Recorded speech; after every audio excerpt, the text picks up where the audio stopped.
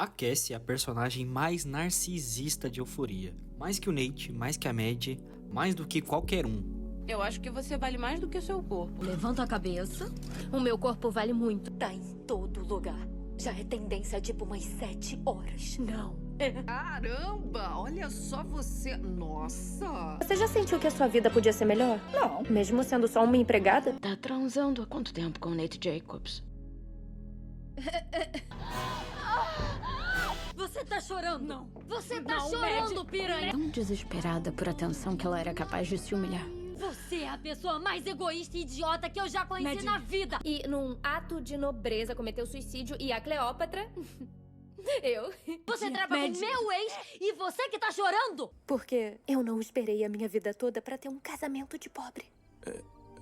Nossa, mas como assim? Ela é a filha da puta da história. Ela só tem um privacy, cara. Mas é exatamente isso. O narcisismo da Cassie não aparece pela agressividade ou pelo controle, como no Nate. Ele aparece pela estética, pela sedução constante que ela tenta fazer, pela necessidade de ser vista, admirada e desejada 24 horas por dia, 7 dias por semana. Pra Cassie, ser amada é mais importante do que se amar de fato.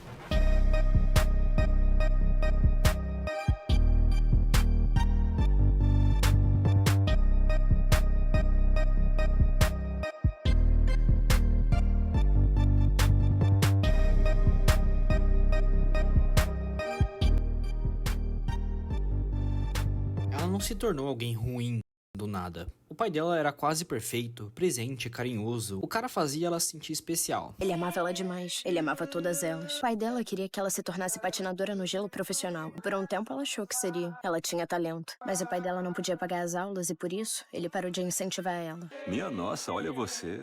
Vai arrasar corações. Aí ele sofre um acidente, desenvolve uma dependência fodida de remédios e some. Ele simplesmente só não tava mais lá. Eu acho que ele não queria assumir a responsabilidade como pai. Mas a Cassie tinha ouvido diferente. A minha mãe disse que o seu pai traiu a sua mãe e foi por isso que ele foi embora. E a Cassie passou o resto da vida tentando entender o que ela fez de errado. Spoiler. Ela não entendeu que não foi culpa dela. Ela entendeu que o amor funciona assim, intenso, bonito e que sempre vão embora. E é exatamente esse padrão que ela vai transferir para cada relacionamento que ela tiver depois. E hoje você vai descobrir o porquê. Meta de 5 likes nesse vídeo e me segue no Insta, lá você vai ver meu gato e descobrir que ele é extremamente narcisista e sedutor. Essa personagem cresceu sendo a menininha do papai. O papai que ficava na arquibancada, que pagava as contas, a patinação, o cara que tava ali por ela. E quando ele parou de aparecer, o sentido de patinar foi junto. Não tinha mais pra quem ser boa nisso. Não tinha mais ninguém ali na arquibancada pra ver ela. E ela larga a patinação, sem drama, sem explicação. Não é acidente, é a primeira vez que ela abandona algo genuinamente dela quando outra pessoa que dava sentido àquilo vai embora. E não vai ser nem a primeira e nem a última vez que isso acontece. Na puberdade, o mundo descobriu o corpo da Cassie antes dela. Do dia pra noite, ela virou objeto. E não era só o corpo dela que tinha mudado. O resto do mundo também. Lembra do tio Ted? Olha só você, toda adulta. Me dá um abraço. Meu Deus, virou um mulherão. Dá um abraço aqui. Aposto que você tem todos os meninos caindo aos seus pés. O problema não é só ela ser tratada assim pelos outros. O problema é que ela internalizou isso. Ela começou a acreditar que o seu único valor era ser desejada. Ela se apaixonava por todos os caras que ela saía. Fossem eles inteligentes, idiotas, gentis ou cruéis, não importava. Ela não gostava de ficar sozinha. Tá fazendo o quê?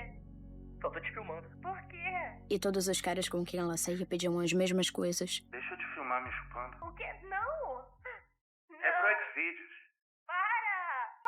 Ah, qual é? Só um pouquinho.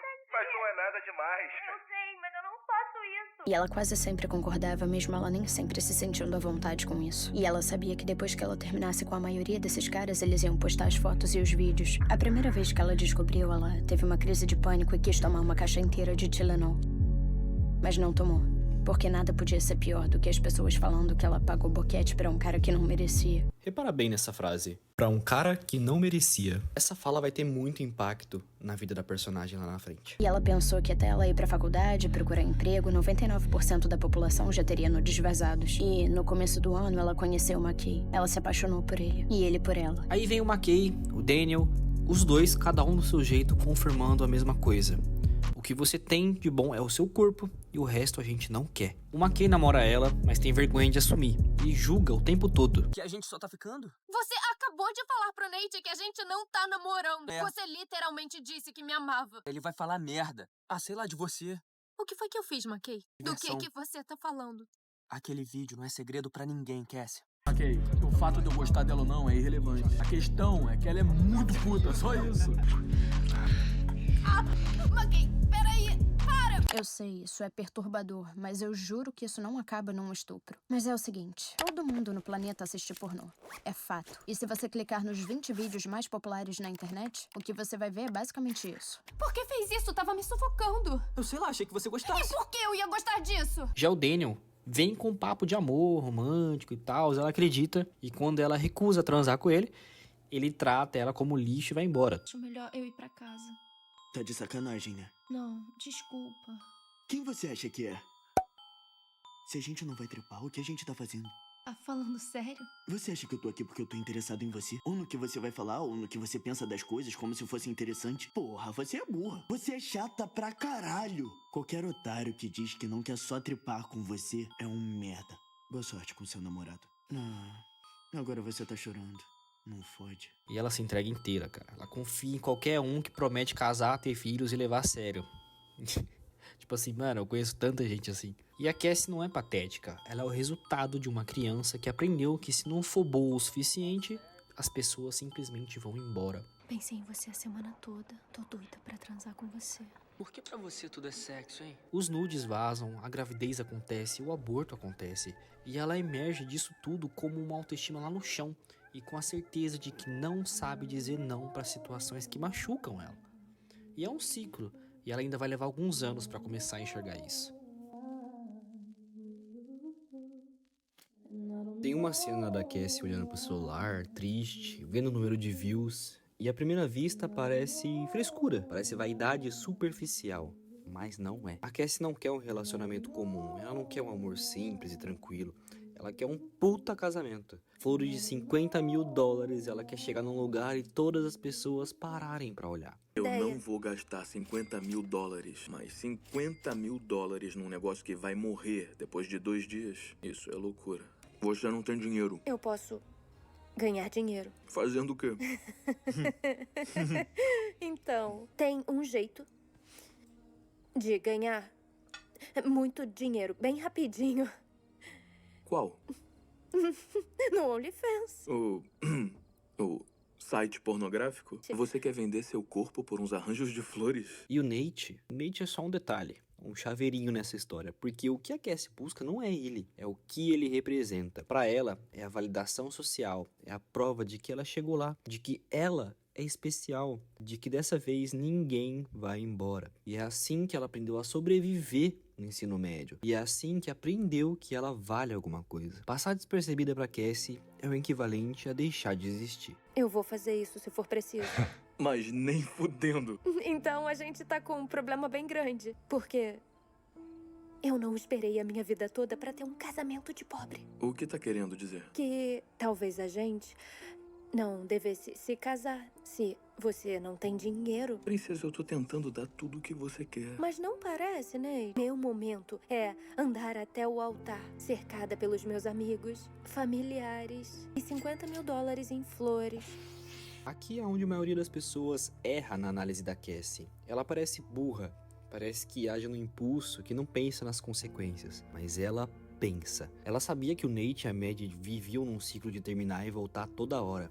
Ela monitorou isso. Ela esperou o tempo certo. Quando a janela abriu, ela entrou e ainda usou o próprio argumento da Maddie contra ela. Vocês não estavam mais juntos. Você tá bem, Cassie? Não, tô! Foda-se! Não me olha desse jeito, Maddie! Porque eu não trepei com seu namorado. Vocês tinham terminado há 3 semanas e 3 dias antes da gente transar. E vocês dois eram tóxicos um com o outro. Você sabe que é verdade. Vocês podem me julgar se quiserem, mas eu não tô nem aí. Eu nunca fui tão feliz.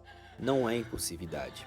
É a estratégia emocional de alguém que passou a vida inteira estudando o que os outros precisam pra não ir embora. Mas e o Nate? Ela escolheu ele porque ele era o mais macho alfa do ciclo social dela, o que prometia segurança financeira, física e emocional. O cara que na lógica distorcida dela nunca abandonaria. Eu não quero te assustar nem nada, mas eu adoraria ter uma família com você. Mas aqui tem uma ironia que a série deixa implícita e eu acho foda. No vídeo sobre o Nate, eu falei que ele escolheu a Cassie porque ela preenchia todos os requisitos da feminilidade idealizada que ele criou desde a infância. Ou seja, os dois se escolheram pelo trauma um do outro. Não pelo amor, mas pelo encaixe perfeito das feridas. O que a Cassie Howard tinha que fez com que o Nate se entregasse completamente? Com a Maddie sempre foi um jogo. A Cassie era o oposto. E o interessante nela é que ela era incapaz de fingir. Ela era intuitiva e emotiva. Ela era sensível e vulnerável. Ela era uma mulher forte e poderosa. Como ele pôde não ter notado ela? Subestimado ela? Ela era tudo que ele sempre quis numa mulher. E aí a personagem começa a cair no limbo da própria existência. Ela acorda às 3 da manhã pra se maquiar, copia o estilo da Maddie depois do da Jules, deixa o Nate escolher as roupas dela, veste um vestido de pompons porque é o que ele quer ver. E a rotina de beleza dela não é autocuidado. É uma performance de pânico. Ela tá tentando virar uma tela em branco para que o Nate pinte com as fantasias dele. E sabe o que é mais bizarro disso tudo? Ela sabe exatamente o que tá fazendo. A segunda temporada pega a Cassie no limite. A gente vê vários sintomas de borderline. E o mais visível é esse. Quando ela tá num relacionamento, o outro vira uma extensão dela mesma. Os dois são um só. E perder o Nate pra ela é como se perder também. Pra quem já viveu isso num relacionamento, pode dizer que isso é bizarro e é muito triste, tá ligado? Nate, essa história tá me deixando louca. Você não pode fazer isso comigo. O que tá havendo com a sua irmã? Acho que ela tá tendo um colapso nervoso. Por quê? Eu não sei, porque ela tá solteira ou coisa assim. Não, essas não são as emoções de uma solteira. O único jeito do Nate conseguir fazer a Cassie parar de chorar foi dizer pra ela: Eu prometo pra você que no próximo fim de semana a gente se vê. Então ela coloca tudo em jogo, abandona a família, vira as costas pra Maddie e ela se isola de todo mundo que antes era sua base. Tem um momento que ela tem vontade de desviver por conta da galera julgando ela. E eu preciso fazer uma pausa aqui. Porque isso não é exagero dramático da série. Isso é o que acontece quando você constrói a sua identidade inteira em cima de uma única pessoa. E essa pessoa some. E a gente não pode mais se ver. A gente nunca mais vai falar sobre isso. Eu sinto muito. Não sobra nada de ti ali. Você olha pro espelho e não se reconhece. E aí, vem a peça da Lexi. O Nate termina tudo, sem explicação, sem cerimônia. Olha, eu sinto muito. Eu não fazia ideia de que porra Alex... da sua irmã! Quer saber? Pega suas coisas e sai da minha casa. Pra mim já chega! E a Cassie, totalmente desorganizada emocionalmente, sobe no palco e perde o controle na frente de todo mundo. Ela surta. Ai, meu Deus! Isso foi tudo! Ah, não! Eu vou te matar! Te matar! Então o que foi isso? Eu mereço isso, né? Porque fui eu que vivi de verdade. Sou eu que sempre assumo os riscos. Mostra os peitos! Eu que fui magoada, não você, Lexi! É por isso que você consegue vir aqui em cima e julgar todos nós! Porque você é só uma espectadora, Lexi! Então, eu acho que eu sou a vilã. Não tem problema, gente. Eu vou ser a porra da vilã. Mas o momento em que ela realmente se torna uma filha da puta não é esse. É quando ela usa o vício da Rue como uma arma. Eu sei porque você acredita nela, ela é uma drogada. Ela era viciada em drogas. É, eu sei. É que nem o pai. A última coisa que ele me disse foi que me amava. Quando ela ataca a atriz que interpreta na peça e simbolicamente ela tá atacando o próprio reflexo que não aguenta mais ver. Você emagreceu? Tá deprimida? Por que não limpou seu quarto? Você pensa no papai? O que aconteceu com a McKay? Onde você tava ontem? Cala a porra da boca, Gracie! Cala a porra da boca, Lexi! E ela termina a segunda temporada sem família, sem amigas, sem o Nate, sem nada.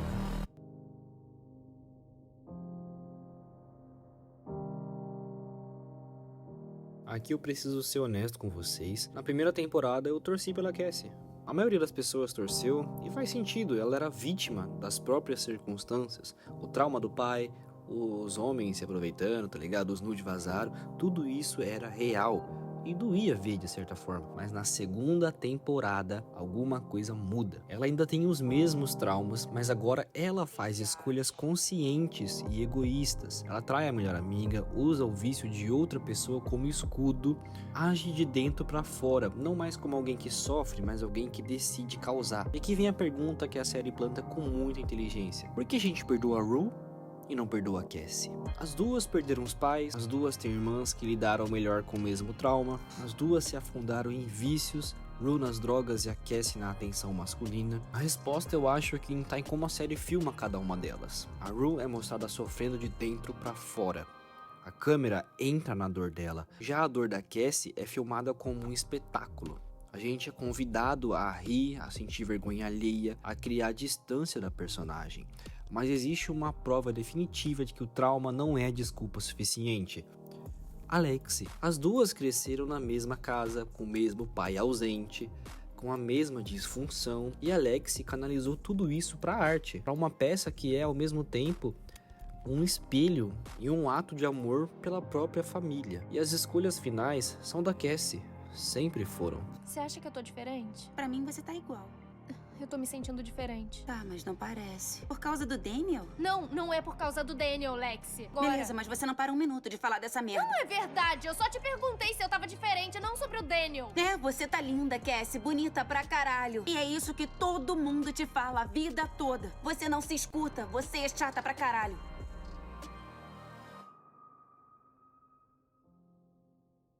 Eu não consigo falar da Cassie sem falar da Maddie, porque elas são inseparáveis, não como amigas, mas como reflexos. Olha só, Sam Levinson, seu filho da puta. Consegue fazer isso e não contar pra ninguém? Sim. Mas ela tava doidona. Não tão doidona. Mas ela nunca teria dito sim se a Maddie e o Nate ainda estivessem juntos. Porque isso ia ser imperdoável. A Maddie era a melhor amiga dela. Olhou o celular dele? Olha, eu também já olhei muito o celular. Vaca, você é minha alma gêmea. Que fotos de pau. Ué, acho que você me falou. Não sei se o seu cérebro tá fudido, mas eu nunca disse isso. Se você espalhar uma mentira como essa, eu te pego na porrada. As duas cresceram sem pais presentes de verdade. As duas aprenderam que o valor delas estava em como os homens as viam. E as duas constroem a identidade em cima do olhar masculino. Mas a resposta de cada uma foi diferente. A Maddie decidiu que nunca seria pessoa ajoelhada. Ela construiu uma armadura. O estilo de roupa que ela usava, o delineado, a postura de quem cobra caro pelo próprio tempo. Ela pisa nos homens, tá ligado? Se o Nate faz birra, ela vai embora e deixa ele cozinhar no próprio veneno. E a Cassie derruba as próprias paredes. Enquanto a Maddie, pode-se dizer assim, faz a rapaziada construir uma casa pra ela, a Cassie, ela destrói a própria casa e depois fica se perguntando por que tá frio. Sabe o que é engraçado? O Nate já tinha me chutado antes de eu subir naquele palco. Não se preocupe, isso foi só o começo. E aqui tem algo que eu acho genial na construção das duas. A Maddie usa suas roupas sensuais com controle total da própria imagem. Cassie usa as roupas onde o corpo dela tá sempre aparecendo, tá sempre escapando uma coisinha ali, e não é coincidência de figurino, é uma linguagem visual de quem tem e de quem não tem controle sobre a própria vida. O poder da Maddie não é vencer uma briga, é ela sair dali ilesa, tá ligado? Ela abandona o Nate e ela percebe que a armadura que ela construiu tava virando uma jaula pra ela. Eu acho que o Nate fudeu com a minha cabeça. Eu tô tentando entender se eu me sinto pior agora do que quando eu tava com o Nate. Você tava muito infeliz. É que eu fico me lembrando dos bons momentos. Mas quando era ruim, será que era tão ruim assim? Ou eu fico dizendo isso pra mim mesma porque eu tô sozinha e entediada? E quando a Maddie vazou da arena, a Cassie ficou lá. Ela ganhou o prêmio. E é deixada vazia, sozinha, no palco. Euphoria não é uma série sobre moralidade. É sobre o que acontece quando você ensina uma menina que o único poder que ela tem é o olhar de um homem sobre ela. A Maddie percebeu que essa moeda de troca era falsa e jogou ela fora. Já a Cassie ainda tá tentando colar os pedaços num formato que o Nate goste, sem perceber que não sobrou nada dela pra salvar.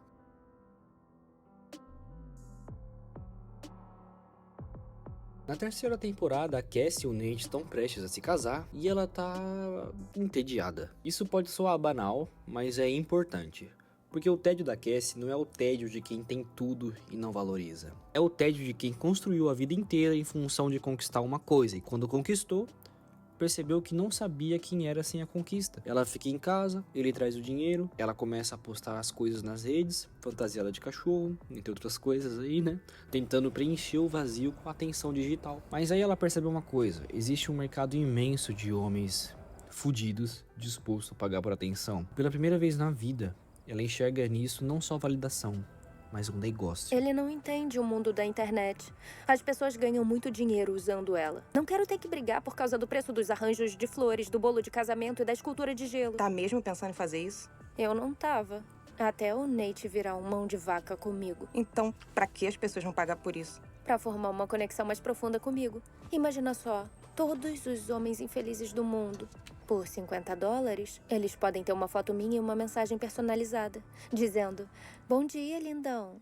Tô pensando em você hoje." As pessoas querem se sentir especiais. O catalisador é ver o sucesso da Maddie. A Maddie tá crescendo, construindo algo próprio, ou aparentava ser, tendo poder sobre a própria vida. E a Cassie quer isso também. Ela quer pagar as flores de $50 mil do casamento dela, com o próprio dinheiro. Parece fútil, mas não é. É a primeira vez que ela quer ter o poder de escolha numa relação. É a primeira vez que o dinheiro não é sobre luxo, é sobre não depender. E aí, ela senta na mesa do jantar, olha pro Nate nos olhos e avisa: ela vai vender conteúdo, com ou sem aprovação dele. E se ele não aceitar, não tem casamento. Pela primeira vez, a Cassie tá comandando a parada. Tá em todo lugar. Já é tendência há tipo umas 7 horas. Não. É.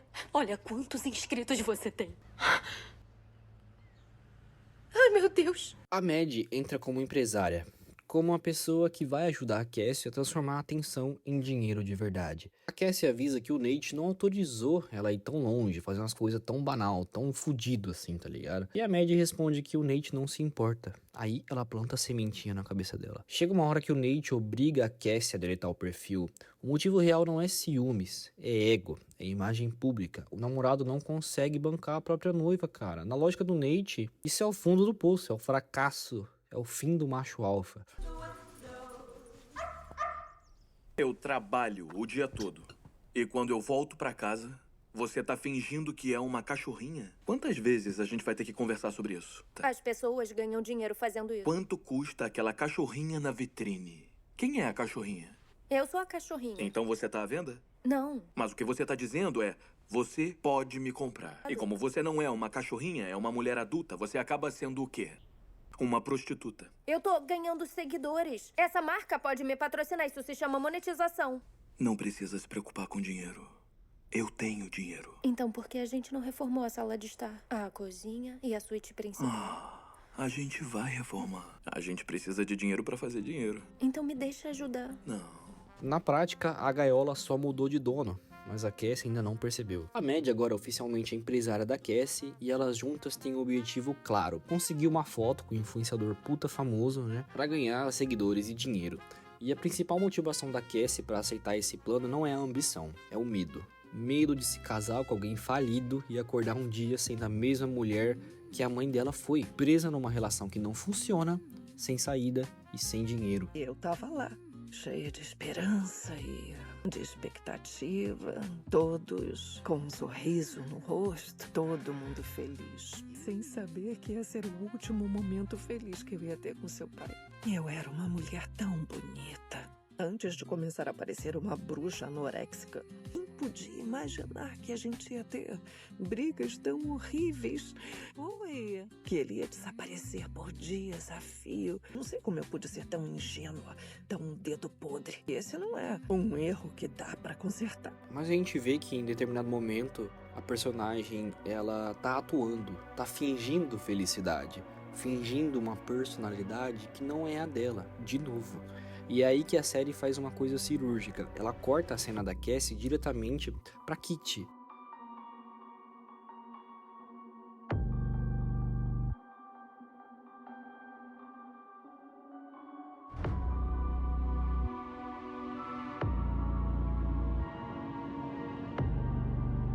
O que vocês vão querer?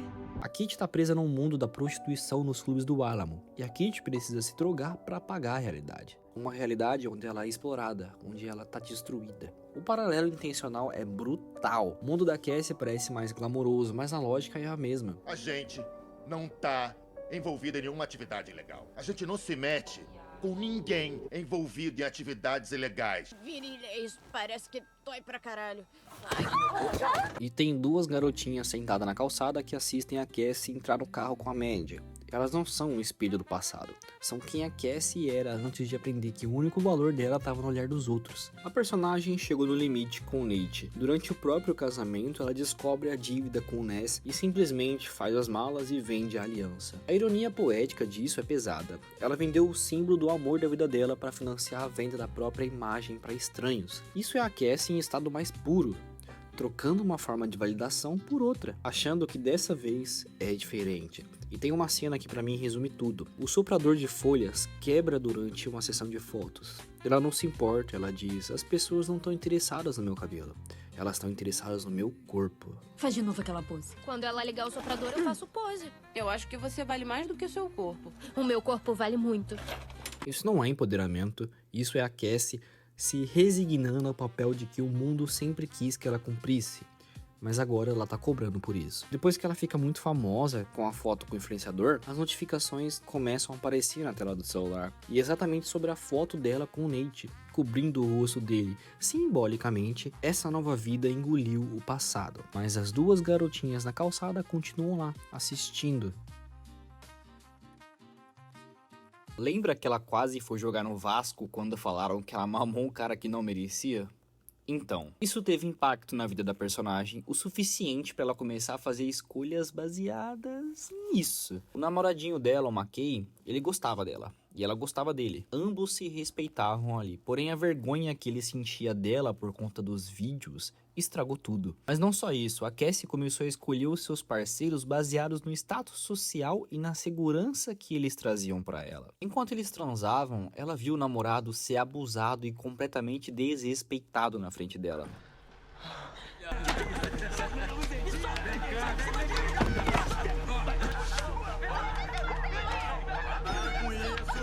Da fraternidade a ele.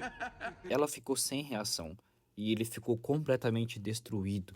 E para não deixar isso transparecer para ela, para que ele possa ser um macho alfa inabalável e não ter a sua masculinidade afetada ali no momento, ele simplesmente ignorou. Pediu para eles voltarem a transar como se nada tivesse acontecido. Amor.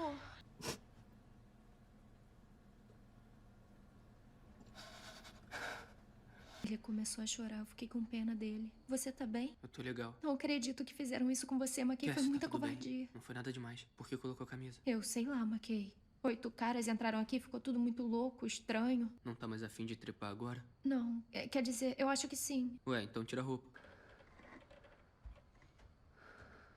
Cara, é uma cena difícil de ver. E aí que ela percebeu que ele não era o cara certo. Mas a tampa do caixão foi quando ela viu o pai do Nate dar um esculacho no namorado dela e ele não fazer nada, ficar quieto. Você tem futuro, você tem talento, você não tá se esforçando como deveria. Pai, o McKay vai ficar bem. Só quero ajudar ele a não perder uma garota dessa. Tô de olho em você, hein? O Nate precisou intervir pra deixar o moleque em paz, tá ligado? E ela ainda deu uma olhada de cima a baixo pro Nate. Aí foi pra enterrar o que já tava morto. Por isso, ela trocou ele pelo Nate, porque ela enxerga nele tudo o que ela queria: status, dinheiro e segurança emocional. Claro que o motivo de ter trocado o moleque pelo Nate não foi só isso. Foram um conjunto de merdas que aconteceram que levaram a isso. E acontece a mesma coisa com o Nate depois, porém eles já criaram laços emocionais tão fortes que nada que ele faça iria fazer ela deixar de amá-lo. Ela tá famosa, ela tá ganhando dinheiro, ela tá aparentemente livre e o Nate tá fudido. A máfia do Ness tá cobrando a dívida e ele não sai de casa, ele bebe todo dia, perde os pedaços do próprio negócio um por um. O macho alfa que ela escolheu por prometer a segurança tá sendo humilhado em público, cara. E mesmo assim, mesmo sentindo vergonha dele, mesmo tendo ido embora, ela manda dinheiro pra salvar a casa dele. Depois manda mais 30 mil. Alguns dias depois, a Cassie transferiu $30 mil pro Nate. Mesmo com a ajuda da Cassie, o Nate não fez o último pagamento.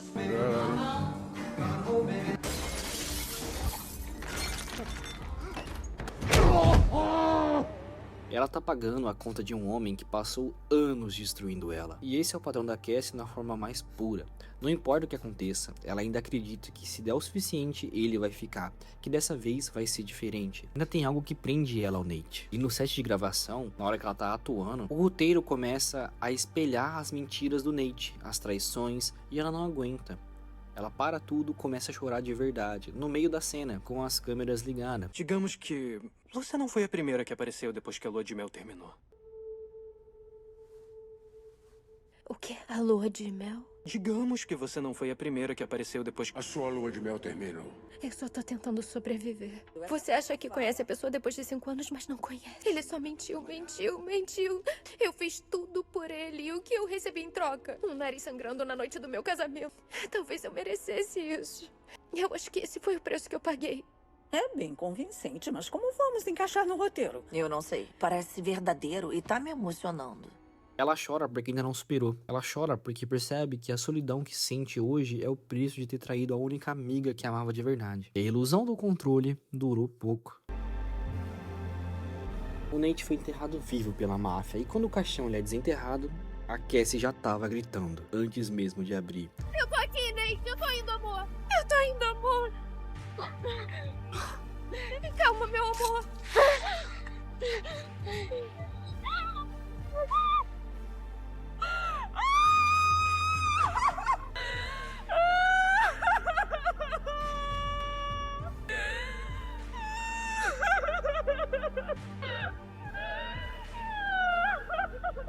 Ali, ela já tá dizendo que o amava, que sentiu falta, que queria ele de volta. E esse é o momento mais honesto da personagem. Ela passou a temporada inteira acreditando que queria fama, seguidores, dinheiro, independência.